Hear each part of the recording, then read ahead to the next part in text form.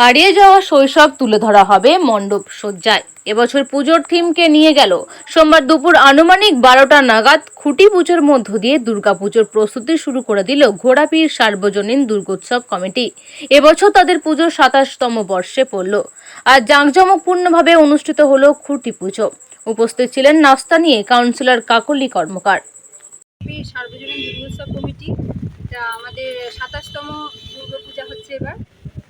আর এবারে থিম হচ্ছে, আমাদের থিমের এবার যেটা নাম দেওয়া হচ্ছে সেটা হচ্ছে কে নিয়ে গেল। অর্থাৎ আমাদের ছেলেবেলার শৈশবটা আমরা আমাদের থিমের মাধ্যমে ফুটিয়ে তুলতে চেয়েছি।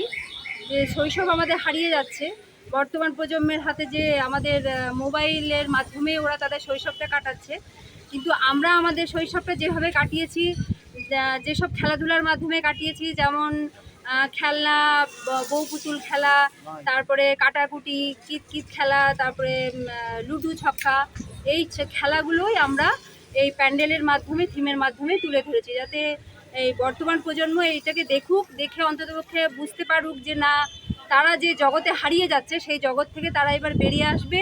বেরিয়ে এসে এবার ওরাও আমাদের মতো এই নতুন থিমটার মাধ্যমে এগিয়ে যাবে খেলাধুলার মাধ্যমে। বাজেট কত? বাজেট মোটামুটি 7 লাখের মতো।